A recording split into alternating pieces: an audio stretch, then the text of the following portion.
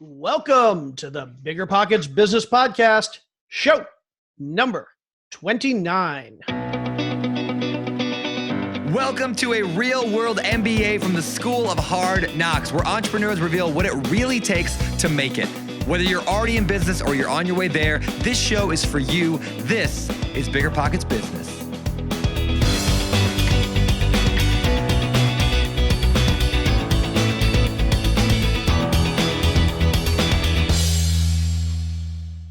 How's it going, everybody? I am Jay Scott. I am your co-host for the BiggerPockets Business Podcast, and I am here this week, like I am every week, with my wonderful, amazing, gorgeous, and brilliant wife, Carol Scott. How you doing today, Carol? Oh, baby, you're always so sweet to me. Thank you so much. I'm doing really, really well. We are so close to hiring somebody. I have been interviewing so many amazing people for our new position with incredible skills, wonderful experience, and I'm just really excited to grow our business this much more with the new hire. So it's very exciting stuff. Yeah, it's always fun hiring. Stressful, but always fun. Speaking of fun, we have a really fun show this week. We've got serial entrepreneur Andy Seth with us. Andy is a business starter. He started, I think, 9 businesses. He is an author, and he's actually just released his first album. And on this episode, we talk about everything from being a serial entrepreneur to doing social good through your companies to a whole lot of talk about 90s hip hop and rap. Probably a little too much 90s hip hop and rap, but it was a fun conversation. Andy goes into a discussion on meditation, mindfulness, how we can overcome our ego to improve our entrepreneurial success. It's just a great discussion. Okay, now let's jump into our discussion with Andy Seth. And let's welcome Andy Seth to the show. How you doing today, Andy? I'm doing great, Jay. How you doing, man? I am doing well. We are so looking forward to chatting with you. You have so many awesome facets to your story, and we're going to dig into so many of them. And I just know this is going to be a great episode. Thank you, Carol. Yeah, let's start with. I want to see how your upbringing, your childhood kind of influenced everything you're doing today. So can you take us back a little bit and talk a little bit about where it all started, what your childhood was like, and how it kind of got you into the whole entrepreneurial spirit? Yeah, for sure, man. So I grew up in LA in a motel, and I'm Indian. So if you're hearing this on audio only, you won't necessarily know, but I'm Indian. And so when you hear Indian and motel, you usually think like, oh, you must have owned it. But nah, I didn't own it. We didn't own it. We just lived in it, and we used to pay weekly. So whenever you pay weekly, that tells you kind of like the kind of place you're living in. Like rent was due on the week, not on the month. So we lived in, it was my mom, dad, sister, and I, family of 4, motel. And in exchange for, collecting rent, my mom did like the cleaning, the bathrooms. There were communal bathrooms. It wasn't like every room had their own bathroom. It's communal bathrooms, and then laundry, oddly. In exchange for doing that, we got a roof over our heads plus a $300 a month stipend. The whole idea was that we would be there for a couple years when I was maybe born, and then my family could kind of pick themselves up and move on. We never really moved on for very long. I mean, we were there for 14 years until it was torn down. And it was torn down because it was a slum. So living in that environment, one, I'm the kid of Indian immigrants. So there's certain kinds of expectations educationally, for sure. Both of my parents actually have master's degrees. They came to the States and they really don't transfer. It's something a lot of people understand. And a reason why a lot of immigrants actually are business people is because it was out of necessity. Like you see the motel owners and the liquor store owners and the dry cleaners and all that because they couldn't actually just get jobs. And my parents were not that different in that regard, but they always pushed, like, hey, go get good grades. Or it sounded more like, go get good grades, right? But like, whatever it was, like, that's what it was. And so, but growing up there too, like, I always like wanted some stuff, not like a lot, but some stuff. And I didn't really know what an entrepreneur was. I honestly couldn't admit to you, like, I even understood what business was. What I did see was like, this is a way I could go make some dollars, right? Like, this is a way I could go do something, make a few bucks. I knew that, like, if I did something illegal, like really illegal, it would really make my parents upset and disappointed in me. And that was like a no-no. I already knew I wasn't going to slang drugs. I knew I wasn't going to go down that route. I saw my parents being pretty crafty. You know, I remember, for example, the first time we got a phone that wasn't a rotary, it was a Panasonic answering machine with a little tape. You guys remember those things? I do. Totally, yes. Yeah, right. I hate to admit it, but I do. Yeah. So I had this. I came home to our room, and we had one of these phones, and I was like, that's a big deal, like then at least. And I was like, how do we get that? And my dad wouldn't tell me, but my mom explained to me. My dad had gone into the dumpster, the motel. We had a big, one of those big blue kind of dumpsters. He had gone into the dumpster, found that phone, cleaned it off, and it was working. I don't know. So like we ended up with that. And like that's a terrible story. I'm in the sense that like it's embarrassing. At the same time, I know the values that it taught me, and it's embarrassing more than for my own parents, than for me. Like as a kid, I remember being embarrassed by it, but then I also remember being like, well, what else is in the trash? And that's really what fueled kind of like my first business. Not the one that I paid taxes on, but the first illegal business was dumpster diving for stickers. And so there was a factory that was pretty close to the house, to our room. And the factory made stickers, and they made other kinds. It was basically probably a commercial printing place. And I took a dive into the dumpster just to see what they had. They had a ton of stickers that they were running, stuff like skate stuff, like TNC, Varney, those kinds of brands. And they had some rejects. They had a ton of rejects. So I would just cut out the rejects, cut the ones that were good, and I go slang them for 25 cents each, 5 for $1. And this was like my first business, if you will. But really what I was doing was like, I was down to get in the dumpster, pick up some stickers, go sell them at school. And remember, everybody had like the brown book covers, and you had your trapper totally, keepers, yes. Absolutely, yes. right? Yeah, you had the trapper keepers. Like, it was hot to have cool stickers on them. So like on your locker, inside the locker, when you would pass the notes and fold them up in all that origami shape and stuff, like stickers were like banging. The stickers were like all over the place. So I had like a nice little business, and that's what bought me my first bike. And like, so that's what what they taught me was sometimes a little bit through like, yes, educationally, they didn't really have like entrepreneurial hustle, if you will, but we made ends meet, and I could see that. And I was like, okay, well, how can I do something with it? And like that's my first one is dumpster diving. First, like legit business, like federal ID number business. I'm paying taxes. I got capital equipment, like business was as a DJ. I started that in the summer between 8th grade and high school. Basically, I didn't have shit to do. But I didn't have anything to do during the week. And I was like, well, what am I going to do? I got to go off to this school. I'm going off to this high school in Indiana. I'm in LA. I want to do something for the summer.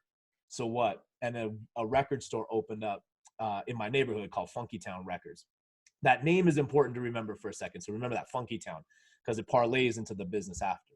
Funky Town Records opens up.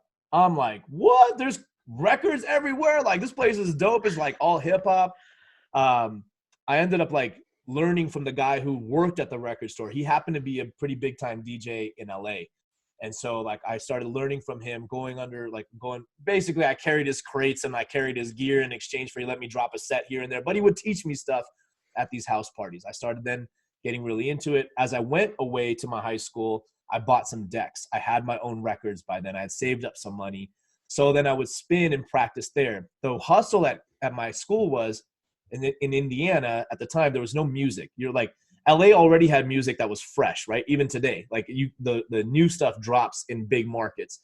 It was definitely not dropping in Indiana. The whole school was music starved. And I had access to music that I would bring from LA. And so what I would do is bring the records over, and I would sell like a mixtape. Basically, I'd ask for $5. I'd write you a receipt that I learned from the hotel, by the way, right? Like in the motel, we would write receipts, and here's your carbon copy. Take that carbon copy. I give them that. That's their copy. And I take this $5, collect a bunch of $5. And there was a studio in town. I would go bring my decks, bring the crates, and I would drop one set, one recording studio, no takes, one set. I take an hour, record it onto tapes, and print a bunch of the tapes, and then hand the tapes to the people who gave me $5, and they give me the other 5. That was my profit. And this is how I funneled money into buying more records. I could get into record pools. We used to do shopping trips to Chicago. Chicago was like the nearest place. Well, while everyone was going to buy like whatever clothes and stuff like in the mall, I was going to record stores, and I was diving into the crates there. Chicago was huge in house music at the time. And so I started getting really cutting edge, like even stuff LA wasn't getting because I was in Chicago getting Chicago House. And so then I started making tapes on Chicago House. I got my first DJing gig, steady gig at a Marriott hotel in Chicago, in the Chicago Marriott. So that was where I could like have a gig and perform and be able to like actually practice this. I started spinning at the school dances where they would bring outside performers. I was now getting to be like the outside performer, quote unquote. And so that just kind of built my DJ career until I went to school in Boston. By the time I landed in Boston, I was DJing 6 nights a week, headlining like at clubs like Joy Boston, Roxy, Cat Club, M80s, Avalon, like some of the hottest spots there. So what was your plan for going to college at this point? So you've already figured out how to make money on your own. It sounds like you had that entrepreneurial spirit, but you decided to go to college. You got a scholarship. What were you studying? What was the plan at that point for after college? Oh man, it sounds like I had all these plans, man. I didn't know, honestly. I didn't have a lot of models to look after, to look up to and say, oh, so-and-so did this. I went to college, I double majored in economics and Spanish. My plan was like, I don't know, I'll figure something out. Like, I don't really know. I liked econ. It was cool. It taught you about how the economy works, but I didn't know, man. I went in knowing like, I love spinning. I can promote like crazy. One of the things that I did really well was, remember AOL chat rooms? I'm like dating myself all over the place on this thing. Oh, we're right there with you. Don't even worry about AOL it. Chat rooms, Oh, right? very, very well. Yeah. So like, I remember when me and my friends discovered AOL chat rooms, they were like trying to pick up girls. And I was like, well, wait, I could pick up like 75 girls and bring them to the club, which turns into like 150 dudes who will pay to come into the club. So one of my strategies I started promoting the nightclubs that I was spinning at so I could get a cut of the door, right? And how would I fill my guest list? I went to Boston College. Boston College is not exactly like nightclub population. They're like bar people, right? Abercrombie bar people. I was spinning like, nightclubs with like international students. So I was pulling them from chat rooms, man. I was gangster on chat rooms. And AOL chat, like that, I mean, thank you, AOL, for inventing yourself because I don't know how to pull so many people across Boston. So give me an idea of how much money you were pulling in, like doing the DJ gig 6 nights a week. Yeah. So my nightly rate, which was usually from 9 p.m. to 2 a.m. was $1,000 a night. Real easy, nice and clean. It was $1,000 a night. And then, I did like tear down and stuff like that. So I usually got home around 3 o'clock in the morning. So you're making $250,000, $300,000 a year doing this. Yeah. I mean, in college. It was proper. That's what, and then promoting, I would typically get, it depends on the cut, but it was either if they had a door, I would either get a cut of the door or I get a cut of the bar. There was very few places that would let me have a bar cut, but there were a couple of places that let me have a bar cut because they were like not willing to take the risk on the door. Anyhow, so that would add a little bit extra change for sure to the thing. But it also like, it was circular. Like if I could drive people to the clubs, the demand for me spinning went up because when I walked in, right, I brought my own audience. Now we understand this from a business standpoint, but back then I wasn't thinking like bring my audience with me. And I was just like, yo, how do I get people to come hear me? Cause like, if they can come hear me, like then the club is packed, everybody's making money. Cool. And I got an audience to play to. I don't want to play to a dead house. Like that's how like, I love that. And this is all like the extent of, what year was this, by the way? What years were you in college? 1996 to 2000.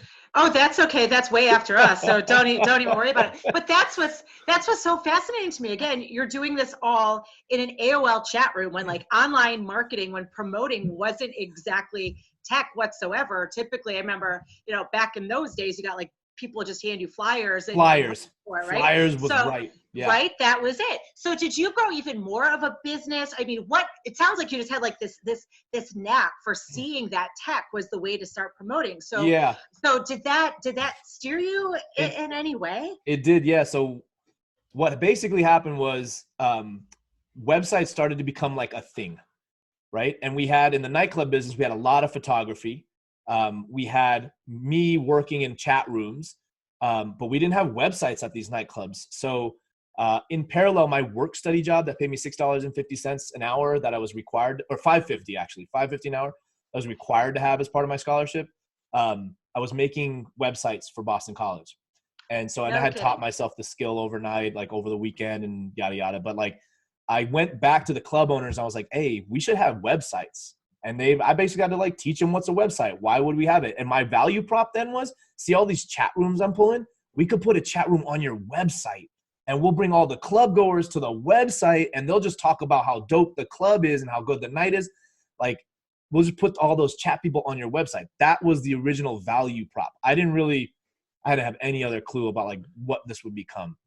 So that started my first web design company, or my first company in college, which was Funky Web.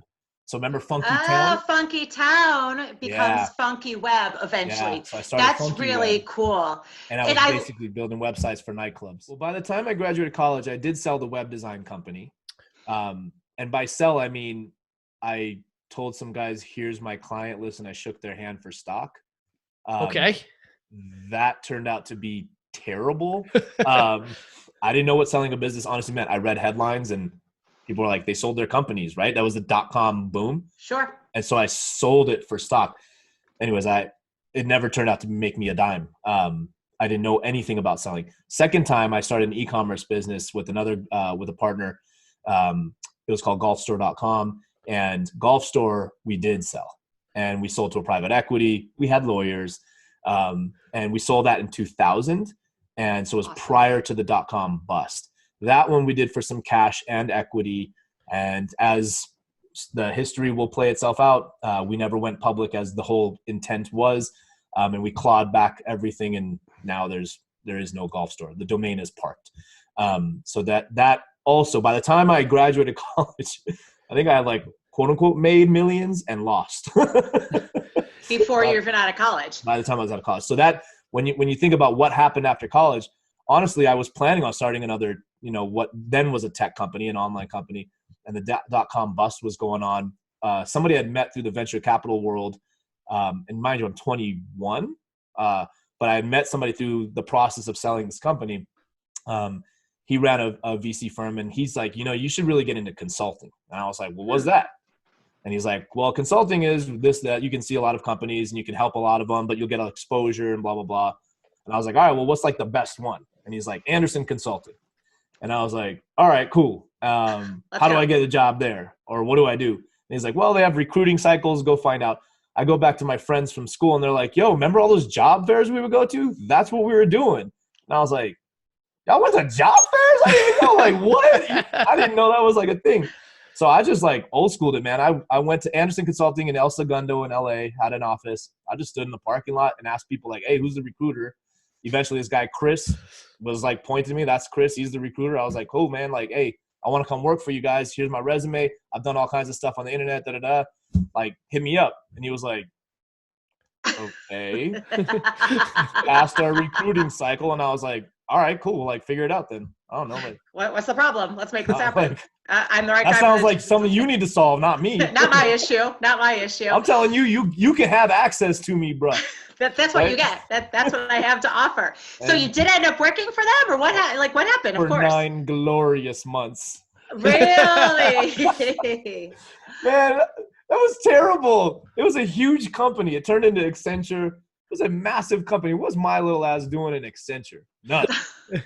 Like QA and like setting up conference rooms. And anyway, so from there, one of the benefits was there were a lot of companies pitching Anderson or Accenture, as it turned into, on funding them, internet companies.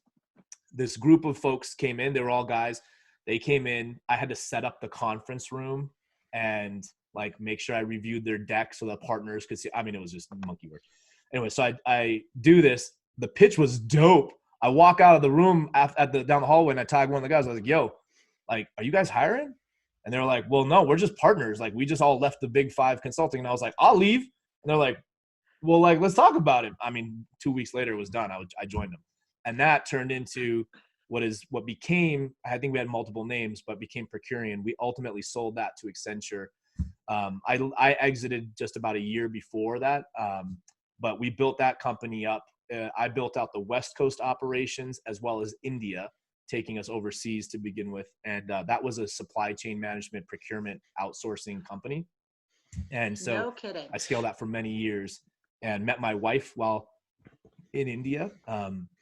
So a lot of good things came about that, but that was really then the next business, but as a group of partners, right? So it's entrepreneurial, but not like on my own. So basically, you just told me a whole lot in the last 30 seconds. So we spent, I think, a good 10 minutes talking about you DJing in high school and college and working at the clubs and making $1,000 a night, which is awesome. And then you kind of just skim over that big business that you started, you sell, like in the supply chain field. So it's clear where your passions lie. Like, for you, like, you're the record producer type, like, yeah, Arthur Anderson might be good money, starting a supply chain company and selling it to Accenture. Yeah, but that's just kind of like, we can skim over that part because that's less interesting. So it says why to call me out, Jay? No, it's awesome because it says a lot about your personality. And there's so many of us, and I say us because I'm in this,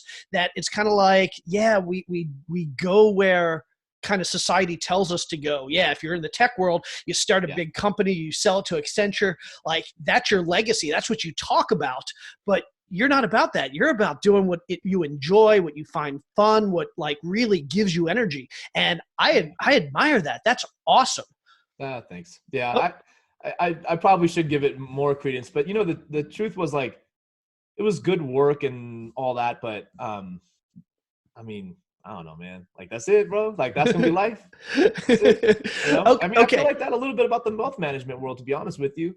I built that company after this one. I don't want to go like skim too fast, but after I got out of what was Procurian, in parallel, like that last year and a half, I was building a wealth management company until I finally clicked over and left. Like, I built that wealth management company with $0. Like, I didn't come from a brokerage or a Fidelity, or I didn't even have family money to bring to the table, which is pretty typical in that world.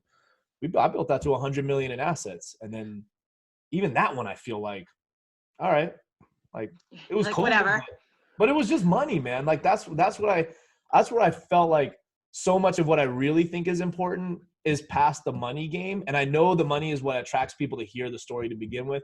But I'm telling you right now, if my stuff wasn't together inside, like, this would have been a rough journey. I think then there was certainly difficulties, don't get me wrong, but for the most part, I've been very blessed. It hasn't been as rough as most people would probably pronounce and say like they've had. Mine hasn't been that rough, but I think that has a lot to do with like the inner work that's happened along the way, which we haven't yet touched on. But I feel like that's actually the lesson I think is most important, because that benefits you whether or not your business does scale or doesn't scale. Like, so you got to ask, what do I feel called to do? And as you dial that up and you start to make decisions that way and you see how well have they turned out for you, you'll start to find that you're willing to pump the volume a little bit more. And you got to turn the volume on the other side. That's great. And it sounds like the first step to doing that is to actually ask yourself the question, what am I called to do? What am I meant to do? Why am I here? And there probably, there's so many of us, and I fall into this trap as well, where we don't think about that. We think, well, obviously our calling is to make money and to help people and to do this or do that. But if we really thought about it, a lot of times it's not that simple. And for sure. Yeah. So that's awesome. So what is your calling? What are you called to do? And how have you done that or started to do that in your life? Well, I'll tell you my highest purpose in life is what we would call self-realization, self-actualization. And I'm telling you, I'm not foo-foo, man.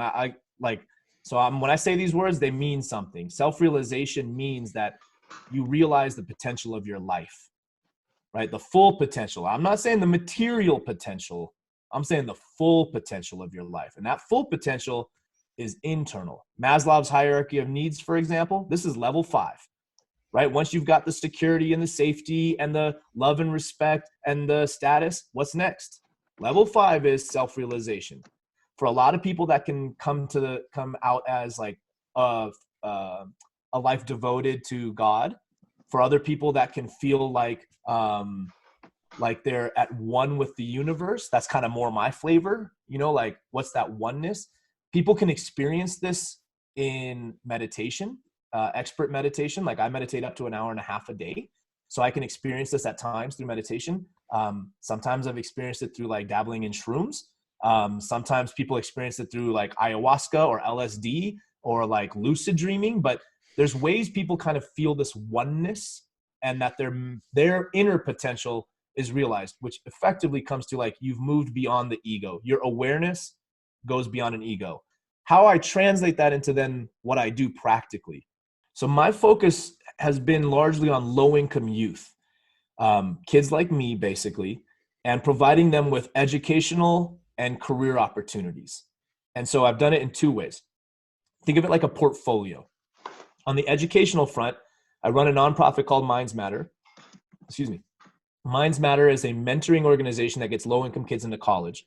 And in the 15 years we've been here, we've had 100% of our graduates go to college on rides. I struck the first deal of its kind in the nation with the CU Denver, Colorado University of Denver, who guarantees admissions and rides to every one of our graduates throughout the state of Colorado. The School of Mines just did this now. CSU just did this now. Like, we're creating a whole movement of kids who can go through my program and get to college with rides.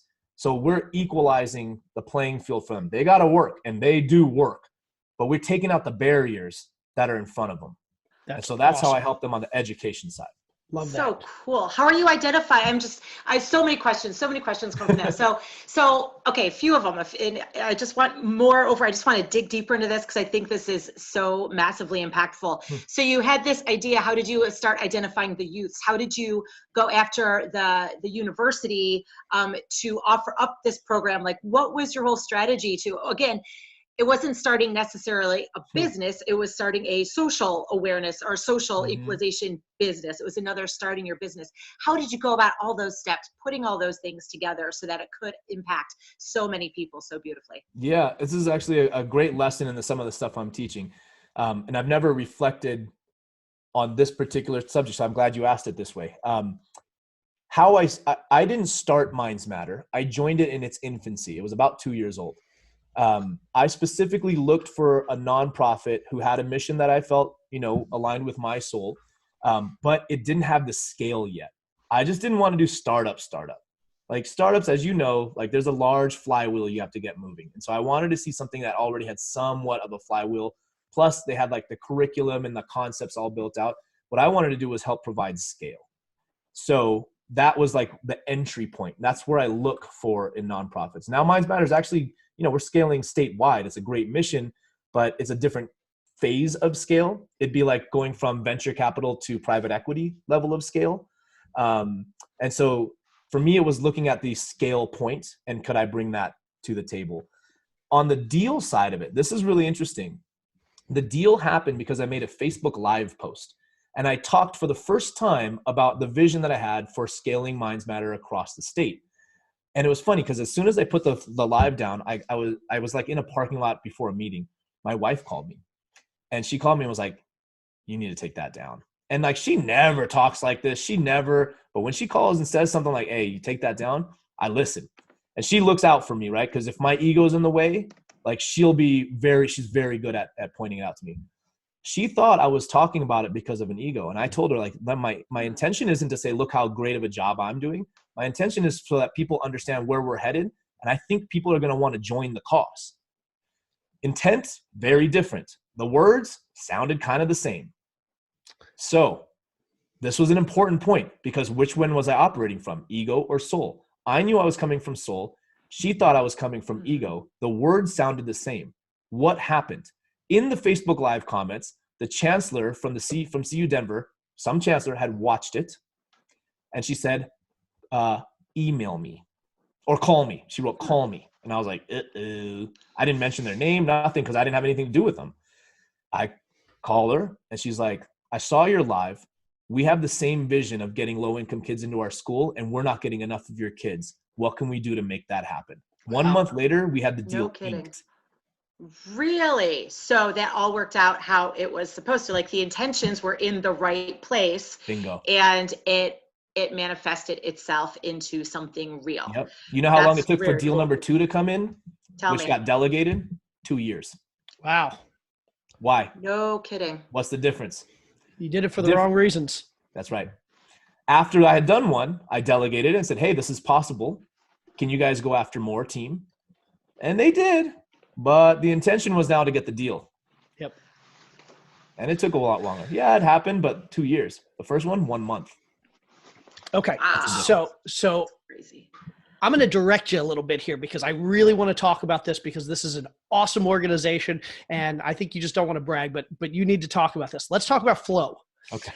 Because you are doing some amazing, amazing things with that organization. Can you tell us a little bit about your company or your organization, Flow? For sure. So Flow is the company that I started. It's a holdings company, and we have a number of different operating units inside of it. And as I grow, my intention is like a virgin brand is to kind of create something like that. Let's see what happens. The reason I started it was after I sold my wealth management business, I did go into like one of those classic, like, oh, I've got now money and time and I've got a funk. What am I going to do? What do I do with it? Yeah. And I kept asking myself this question, like, what do you want to do? What do you want to do? And it was almost impossible to answer. I had too many experiences, too many skills, too many contacts, paradox of choice. And then I read this book called Bold by Peter Diamandis. And he poses this question. He says, if you want to become a billionaire, you need to solve a billion person problem. And I wasn't looking to be a billionaire, but I did say, like, well, what problem do you want to solve? And when I asked that question, the answer was there. I've done a lot for low-income kids going to college. But what about the low-income kids not going to college? I was like, you ain't doing nothing for them, man. And they got it rough, really rough. So I went on this process as we would. I did a lot of research. I did my Porter's 5 forces, the 7 domains, if you understand Mullins. I did a lot of the research that's required. Then I went into a lean process to go and run experiments and sprints to kind of build different models and test different things. And I tested about 7 different models. And I finally came up with a model that was revenue generating because I wanted to do this in a for-profit manner that provided low-income kids a shot at a career. What I came up with was knocked off from the Swiss. The Swiss have apprenticeships, and other European countries do for sure, but the Swiss are known as the gold standard, especially in banking. And coming from the last field I was in, finance, everyone kind of knows Swiss bankers are amazing. But why? They have a pipeline of youth from the age of 16 that opt into apprenticeships, and they can either choose to go to college or not college, but they become amazing bankers. And so I looked at it and said, well, why don't we have that in the US? And especially like whatever apprenticeships we do have, they're all blue collar. But like, are any of us doing blue collar work anymore? Well, of course, there's a major part of the economy, yes. But like for a lot of us, no. In fact, we don't touch any of that. We outsource it. But what kind of apprenticeships do we have for white collar jobs?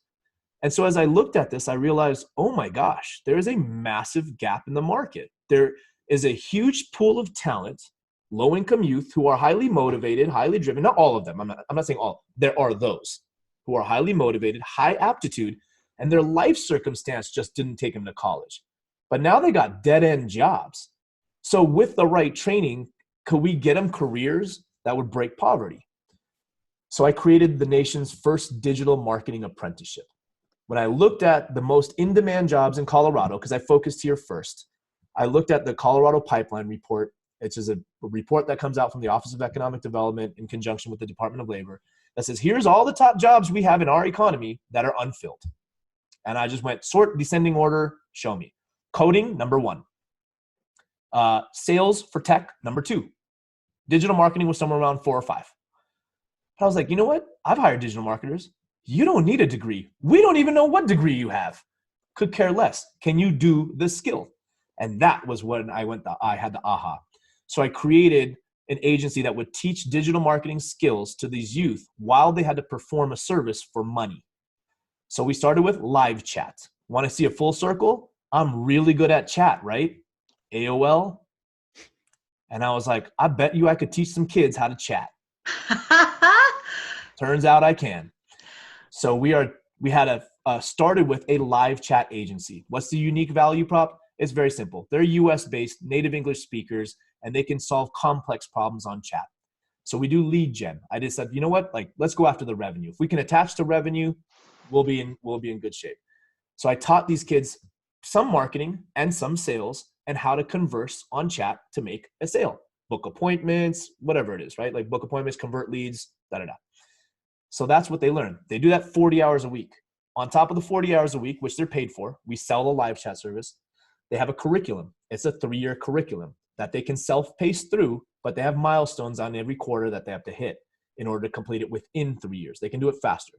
Once they've demonstrated that they've learned the skill intellectually, we then give them hands-on application so that they can actually use the skill and demonstrate it. It's one thing to go to a class, it's a whole other thing to do it.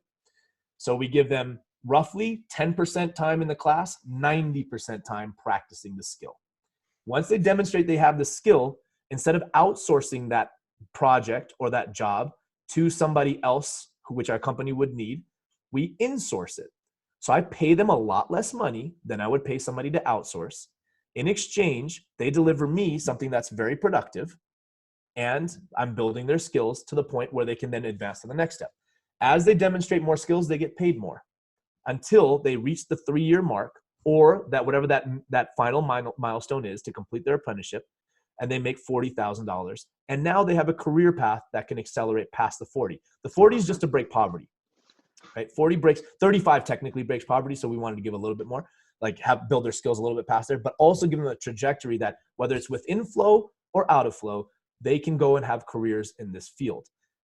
The reason why I went to a holdings company was I needed to create career opportunities for them to go into, right? Like I had to have a place for them to go. And so that's why we have now live chat, we have content marketing, we have knowledge-based building. You know, like when you go to a self-service knowledge-based, someone writes those articles, someone organized all that. Right. All my talent, right? We have management and all the leadership, but like all my youth talent are excellent writers. Their core skill is they write really well. They just didn't go to college, and they are academically strong, but now we teach them copy. We teach them content, right? You guys know the difference. Academic writing doesn't mean anything in this world like that. It's not in the marketing world, but if you can write copy, boy, you got a whole business just writing copy. If you can write content, you got a whole thing doing that. Social media, you got a whole thing doing that. So we teach them this because their core skill is writing. And of course we have a phenomenal management team who I've put together. So now they run those different divisions and build it with a combination of apprentices and contract folks who can come in kind of on a gig basis until we can train up an apprentice to do that gig. And now we don't need those contractors, and then have a leadership team. And it's a very simple model. Grow our talent in-house. Very cool. That's awesome. And I want to touch on one common thread throughout so many things in that description, that story. You touched on many times, you said the words core skills, right? Mm-hmm. And I'm especially wanted to explore that just a touch more, because I think that's one of those things that might be really beneficial for our listeners to hear as we're hiring. Like you'd mentioned, when you saw the need for this, that digital marketing was 4th or 5th down the list, but it occurred to you, we hire digital marketers all the time, but we don't know, they don't need college degrees. I can teach them to that because they've got that skill. So my point of this is there something, this is kind of an aha light bulb moment for me. Should we be looking less to like college degrees, less to specific experiences, less to qualifications? And are you advocating when we as business owners are hiring people, we should truly be looking more at core skills rather than those different experiences and other things they bring to the table? At the heart of it, is it really all about identifying those core skills, would you say? Yeah, 100%. And I'll go like way past just saying hire for skills. I will say, if you are hiring for education and experience, you're doing it wrong. You are wrong. And now you're not wrong ethically. You are limiting your potential applicants, and you're setting yourself up for a lower probability of success. Therefore, I'm saying it's wrong. There's a higher probability of you having a strong hire. But so all of this game is odds, right? Like business is odds. There's no assurances on anything. If you're hiring for education and experience, you're basically saying, I'm looking at signals to see, like, could they do this job I have? They're signals. They're not evidence. Skills are evidence. If you can identify what skills your job needs, and you can interview for those skills and score them on how well they demonstrate those skills, then you've increased your odds. The problem most of us have is, how do I turn a job description into a skills-based job description as opposed to an education and experience job description? The resources I can point to are the Markle Foundation, M-A-R-K-L-E Foundation. You can send them a job description and they will turn it around. It's a nonprofit. They will turn around and turn it into a skills-based job description. That's the nonprofit's mission, is to hire people on skills. Why? Because you open yourself up to a lot broader labor pool. And one thing you don't realize probably is a lot of people won't ever apply to your job because they don't think it's realistic that they would get it. And there's a lot of talent that could actually be great at it. But because they don't qualify on the ed and the experience, they don't ever apply. But their skill set might have actually been spot on. So you weed out people unnecessarily. So the Markle Foundation is a great one. ONET Online, O-N-E-T Online. It's a government website and it's booty. It looks terrible. But they do have a search field. And in that search, if you type in, let's just say marketing specialist or manager or whatever, they lay out all the skills that's required for that job. It is brilliant. The database, the UI UX, not so awesome. But all that data is in there. So you can actually translate your own job description by simply popping in that job into that search field, identify what skills are already there, both foundational, which was known as hard skills, and soft skills, right? Translate that, put that onto a job description, watch the applicants. Almost every one of my jobs goes viral. Huh. Viral. I'm not saying like I have a lot of applicants. Viral. Why do they go viral? There are people out there who are YouTubers who pick up the job and they have a whole audience of people that are looking for certain kinds of jobs that they can't get because they're getting weeded out for education and experience. They then show these people on YouTube how to apply for this job. Not what to say, but here's what they're looking for here. Here's do this. Like make sure you upload your video here, hit submit. That they walk them through and they go viral in the thousands. So I've had to automate a ton of processes on the back end because we literally have thousands and thousands and thousands and thousands of applicants. We have to get to like 6 on the other end. What a good problem. That is an awesome problem all the way But around. how many times have you heard someone saying their jobs went viral? Right. Never. No, you just don't hear that, but it's all Right. because it's approached in a completely different So manner. when I tell you what I'm saying, I'm not saying it as an opinion. I'm telling you as a matter of fact, my jobs go viral and they go viral with really amazing candidates and it increases my odds of getting it right. And that's Awesome. all we can ever hope for in this game. That is Cool. fantastic. Okay. So I want to talk now about some of the stuff you were doing that I imagine is all about your soul and not about your ego and part of your calling. Have just released a couple days ago a new book and an album. Mm-hmm. So it's not often that we interview guests we talk to guests all the time who are releasing books and who have books, Yeah. but we don't often interview guests who have just released an album. So I do want to hear about the book, but I definitely want to hear about the album. Tell us about those two things. Is there any relationship there? Because I know they dropped on the same day. Yeah. Where did those come from? And tell us a little bit more about those. Yeah, for sure. To the best of my knowledge, aside from kiddie books, it's the only book that has a soundtrack. And the basic idea was when I was writing the book, it's a book about a rapper who goes on like this self-development journey. And at the end of the journey, creates this magnum opus album. And as I'm writing this, I start hearing like the sounds. Mind you, you know my DJ background now, right? So Yep. like this isn't totally unusual. But I'm hearing some sounds. And I'm like, yo, this shit is fire. It's like Indian sounds with like hip hop beats. And there's a couple songs out there, right? There's like Eric Sermon's React, Jay-Z with Punjabi MC. Like there's a couple songs, but there's not enough of them for me, at least, to my taste. So I start hearing the sounds and I was like, ooh, I wonder if that's for an audiobook. So I go Googling, like music for audiobooks. And sure enough, there's websites that have music for audiobooks. But the music for that is like, it's like hokey, man. It's like Enya and Yanni's type sound and stuff. Like not stuff I would do, right? Like it was just like, no, that ain't it. I was like, you know what if I just laid this beat? And I was like, well, Cool. I don't really know how to make beats, but I know how to hire people. There you go. And I know what it sounds like here. As long as I can communicate with my mouth what it sounds like in here and what it sounds like in here, I'm pretty sure somebody can figure out like how to translate that in with their art, right? I was like, all right, well, if I make beats, I just wrote a book. What if I write some lyrics? I write anyways. Well, what if I wrote lyrics? Well, then I make a song. Well, if I made a song, what if I made an album? And then I was like, yo, what? I can make an album? That's like, amazing. All my life, I've been like, man, I wish I would have continued on the DJ path, producing, making music. And here I had a reason. Do it. Not that I needed one, but I like finally felt right. The calling was make this album. So The name of the book and the name of the soundtrack is the same. Bling, Bling, Bling. The book is under my real name, Andy Seth, and the album is under my artist name, A-Love, A-L-U-V, who's also the main character in the book, who goes through and makes this album. So super meta, right? And it's chapter for chapter, track for track. The idea being that I know the book will land when you read it, but music will help you retain and recall, right? Because different things are happening in your brainwaves, and we don't have to get into the study of that, although I can. But we can talk like your brainwaves, different things are happening in your brain that allow you through repetition to recall music, and you'll get the lessons like this. If you ask me, hey, what are the 3 lessons in your book or the 5 lessons in your book? You know how I remember them? I remember the track titles.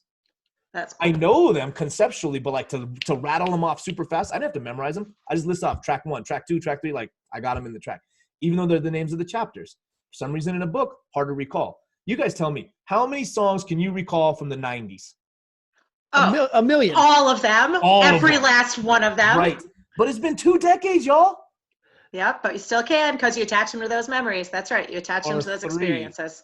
decades. A lot, just a lot. More than we care to admit. It's really But that tell me simple. a paragraph you can recite from a book. None. 0. Right. And I learned this when I was the board chairman of a school called KIPP Schools, K-I-P-P. Yep. KIPP Schools is the largest charter school in the nation. I was the board chair of Colorado KIPP, and we helped expand that into multiple sites across the state. One of the things I learned from this brilliant teacher was she taught math through rhyme. And I watched her do it, and I was like, what is going on? And the kids understood the concepts because they could recall. Yep. And that stuck to me. Your ability to recall through music is infinitely greater than it is in a book. So by having this device, the lesson spreads faster. That's It awesome. spreads Love it. faster. So let me ask you a question. Do you know of any other artists, any other writers who have ever done this, or is this unique? Is this a first? I went looking, legit. I went looking. The closest I've found is Logic. Logic is a amazing rapper. Amazing rapper. He wrote a he wrote a fiction book, and he made an album, but the album is like he's a musician. Like he made an album. It wasn't necessarily like that went with the book. Sure. So, but he's the closest one that dropped, under the same title. It's called Supermarket. He dropped a book and an album, but it's not a soundtrack to the book necessarily as much as it is. It's another album that he dropped, and he dropped a book with that. Mine is like intentionally. If you hear chapter for chapter, you'll know exactly that story. It's not verbatim, obviously, but like the spirit of the chapter is coming out through each chapter. So if you listen to the 7 tracks, you will understand the complete message. Whereas Logic's is more like they're good songs. They're Sure. good songs that work, but they're not thematic with the book. But that's as close as I've seen anybody out there do it. And shoot, if I'm in company with Logic, play it, please. I'm happy. That's awesome. So I've written a few books, so I know the process and I know the amount of time and dedication it takes to write a book. I can't even imagine writing a book and an album. How long did that take you to write this book and then write the album? Nah, man. The book took me 5 days. What? What? You wrote a book in 5 days. Okay, You just said you wrote a book in 5 days. Okay, let's hear the story blown. about this. How did you do that? Mind blown. Taking notes. Is, like, prior to this book, I had another book in my publisher's hands that was going through rounds of edits. And that one took me about a year. Okay. And this book's message came to me in a meditation. And it felt like a download. It felt like, hey, here's this message. I came out of the meditation. I was like, yo, what was that? And I thought it was for a speech I had to deliver. So I was like, maybe it's for a speech. I sat and wrote this thing for the speech, like the night before the speech. And it was way too long, like way too long. So that was day 1 from 11 p.m. till 2:45 a.m. We're calling that day 1. I go do the speech and I just read it. I had no speech. I mean, it's the 4th year I've done this keynote, everything. And the audience standing ovation. We had an hour and a half Q&A, but we were talking about all this like internal tools that we're not talking about my story anymore. We're talking about what are the things that I've taught. And the Q&A was out of this world. Now I came back to my wife, Natasha, and I was like, babe, like, I'll never believe this. This is crazy. But like, here's what happened. And kids had spring break a couple weeks later. She's like, just take spring break and go write it. Monday, Tuesday, Wednesday, Thursday, it was done. Wow. And that is a large part Incredible. because I can trigger flow. And from 8 a.m. to 10 p.m. all 4 days, I was in flow state. And that's a lot of, when I talk about internal work, like, yeah, let your ego get in the way and see how you write a book. I've done it. It takes a lot longer because you're trying to consider this and consider that and consider this and consider that. Right. And you like, should I do it like this? And so like you rewrite. Now this was a one shot. One shot. Now there's rounds of edits. Don't get me wrong. I'm not trying to like downplay all the work that happens after. A lot of edits and proofreads and all that stuff. But the entire message, the book was done in 5. You poured your calling into it. Yeah, exactly. And that's the difference. So cool. When you're trying to build multiple businesses, how do you do, like to your point, how can you possibly do all that? Well, it took me 5 days. You can do something in 5. It's awesome. Love it. Awesome. So Andy, what are some of the major themes of the book? As a reader, what are we going to get out of the book? Yeah. Well, as I was just talking about how I wrote this book in 5 days, the lessons in the book will teach you how to do something like that. And they're pretty much a few things. One is what we talked about, ego. How do you separate the ego from the soul and really tactically understand that to the point that you no longer operate from the ego, but you operate from the soul? The second one is how you manage energy. We talked a little bit about energy and how everything and everyone is all energy. But what we don't really think too much then about is energy management. We talk about time being a precious resource, and I don't have time for this and I don't have time for that. Even the questions we talk about, like, how did you have time for that? The truth is, I believe, is how do you have the energy for it? Because what we do know is when things are priority, they get done, right? What we have, though, is a limited battery size. We all got different batteries. How much energy we have is different. And more importantly, how do we manage the energy and how do we prevent leaks? There are 3 things that cause leaks. And I talk a lot about this in the book, but I think it's important to like really drill this home. If you have unintentional leaks of energy, you don't have energy to do the ambitions that you have because energy went out the door. You can't get it back. Remember, it can't be created. It gets transferred. So like if you leaked it, it's gone. So how do you prevent those energy leaks? And there are 3 primary ways that energy does leak from you. And I talk about those 3 and how to solve those 3 things so that you hoard your energy and are able to go after those ambitions at a higher level. And the third one then is the ability to concentrate. If you think about it, like we're like master distractors, right? Like all day, every day, we're distracted. Everyone can admit and agree to this, but we're actually really good at it now. We're like multiple tabs for sure. Like the cell phone, we got this thing Slack pinging us, we got emails running. Like we're actually good at managing distraction. But how good are you at managing your concentration? How often do you practice concentration? Concentration is actually really tough. But what I know is if you're able to concentrate, you can trigger flow. And when you can trigger flow state, a lot can get done.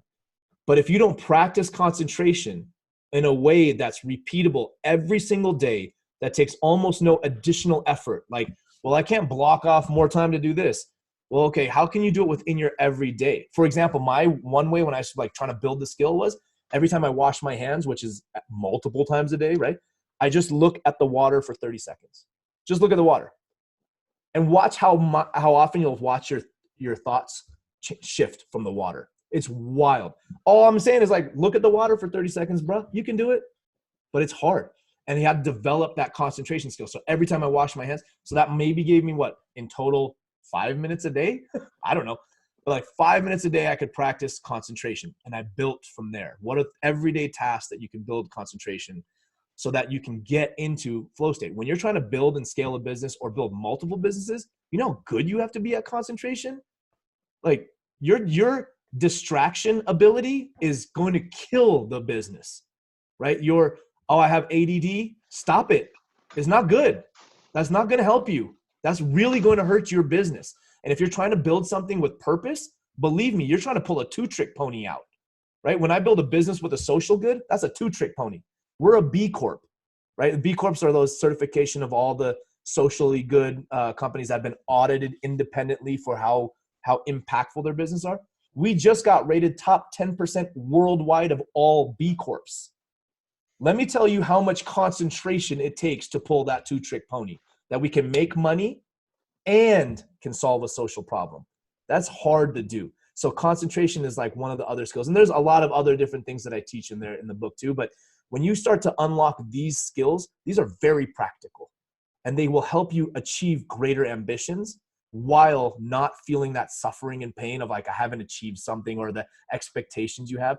That's the management of self-realization. That's the ability to go play this game at the highest level and not ever feel like you weren't good enough or like you didn't achieve something, like, and you don't have to suffer through it. Like, that's all nonsense.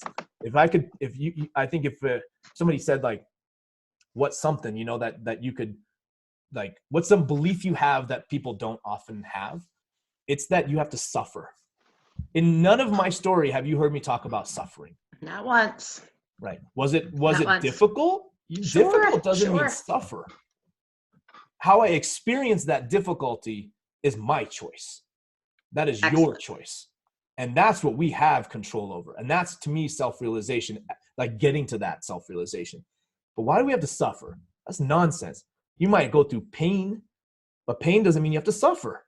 It just hurts. It's hard, but like you can be happy about that. There's plenty of times when you're in the gym and you feel that rush, right? So like, anyways, this is what I'm teaching through here, and I believe are really valuable business lessons, but more importantly, they're great for your life. They will permeate throughout your life. That's awesome. That's a great way to just bring everything together, right? Everything that you've done since you were a kid, since you started hustling at 10 years old, through all these different businesses that you've grown, all these social areas that you've tackled. And it's all about not just building businesses. It's about enriching your life and the lives of others. And that's just such an amazing way to live and a great mindset to encapsulate as you go through this journey. Thank you. Yeah, appreciate it. Very cool.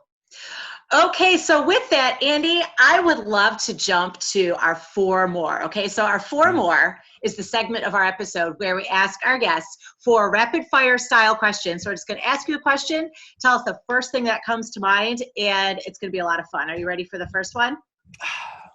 Soul is ready. The soul is ready. Jay, take the first question. Okay, you already told us about your first job. Well, was it a job? Dumpster diving for stickers. It was a gig. It was a gig. It was a gig. I want to hear about your worst job. What's the worst job you've ever had? Oh man. Worst job I ever had was selling knives. I sold knives door to door, and I will tell you, I was good at the selling of knives, but what it did to me was not pleasant. What I allowed to happen to me and my ego was not pleasant. I sold my own mom a set of knives. Oh. And like, these are expensive knives. And my mom was like, can you just show me how they work? And I was like, you got to schedule a demo. Oh my God, could I have a bigger ego? So yeah, did I sell a lot of knives? Yeah, bet. Did I like who I became? Hell no. Worst job because of what I became, not because of the job. And by the way, that's the kind of ownership that I'm talking about. Like, I designed that, and I designed a flaw. Yeah, that's a great learning thing from that right there. That's such a good takeaway. Still got the knives though. Of course you do. Of course you do. After you demoed them on yourself, because that was the time commitment you had to make so massively important. Okay. Brutal. I'd like to know, Andy, question number 2, is there an opportunity somewhere along the way that someone's offered you that you've just said no to? And in retrospect, was it the right decision? Yeah. For sure. Plenty of things I say no to. I'll tell you what to me is the greatest testament of feeling in here versus like the soul versus the ego in this regard. That is letting go of business. That is saying no. But it happens all the time. It just happened last year. My largest client at Flow was not acting out of integrity. And they were doing things that I could see on the outside, but I understood what was going on. And I thought, man, they're our biggest client, but like, that's dirty money. Like, it might not be illegal dirty, but it's ethically, like, I don't like what they're doing. Like, that's not right for other people. And while you can legally get away with it, man, I don't need any of that. Like, this, my company will go on, we'll take quality. Thank you. And so that's like I had to write a letter. And imagine, like, you got to write a letter, and I had to make it sound like, I wanted to make it sound encouraging to them so that they could do the right thing. And also know, like, we're just not the ones going to do it with you. And that when I sent the letter, the response was, okay, thank you very much. It was, obviously what are they going to say? But my team rejoiced. they were like, thank you. Like when you talk about this stuff, like we know you're down for it, right? Like that's our largest revenue client. And hey man, quality over quantity, right? Well, do you really do that? For me, I say no if it's not the right quality of money. Love it. I love that. Okay, question number 3. There's a lot of bad advice that's floating around out there. What's some of the worst advice you've heard either in your industry or your life, and how would you flip that around to turn it into good advice? Every single quote and meme that has anything to do with world domination makes me want to gag. When I see world domination, I'm like, playa, please, world domination? You can't dominate yourself. And we're talking about the world? Like, how about we get after self-domination? Because if you could dominate yourself, guess what? We're all connected too. You do actually help the world. But you're trying to dominate the world as if it's something to be conquered. And that conquering, like this is speaking from an Indian brother, like we don't get down with the conquering so well. You know what I mean? Like, hey, let's not get into reparations. My point is like, hey, conquering is not something to aspire to from like as if the world is yours to be taken. Yourself should be taken. Go figure out you. Dominate you. If I could put a meme up that said self-domination over world domination, that's the right one. Everything that has to do with world domination is wrong. Wrong morally. It is wrong for you. It will bring you zero joy. It will only bring temporary pleasure. You will feel suffering because you have not dominated such thing. Man, get out of here with that stuff. Nonsense. That is nonsense. That is major nonsense. Yeah, and if you title this episode World Domination, oh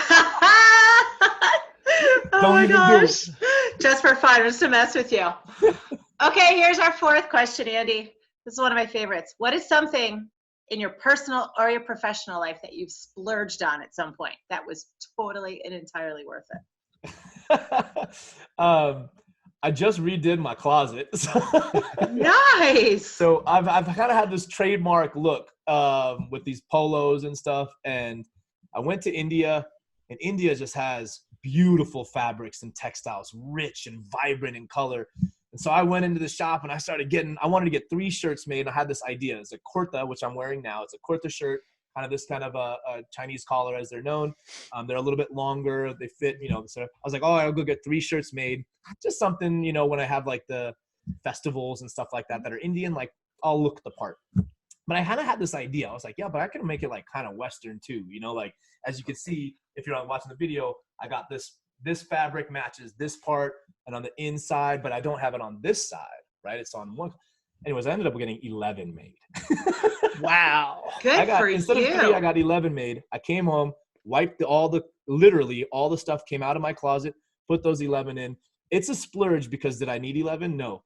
Financially, I think each shirt cost me like $17 to custom make. Wow. And put the fabric down to the stitching, the buttons, everything. So like dollars wise, was it a splurge? No, but my mentality isn't usually to go and do 11 of something, right? My mentality is usually I'm 3. It's like, just go get 1. So like, this was quite the splurge for me. That is awesome. And it's like all about this brand and all of it. I think it's way cool. Awesome.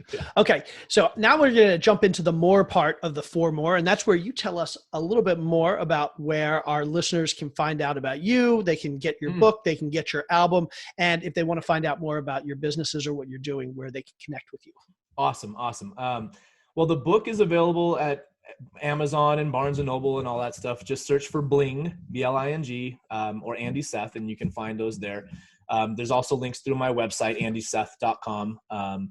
The album is under my artist name. So if you search for A-Love, A-L-U-V, I'm on Spotify, Apple Music, Amazon Music, everywhere. And so the album is available there for streaming and for purchase. Also, the music videos are all on YouTube. So every song has a music video with it because I wanted to make music videos, and why wouldn't I have a music video? So awesome. So I got music videos. The music videos are up on YouTube. The central hub for everything really is andyseth.com. That's probably an easy place to go, and you can find your way into all those different things.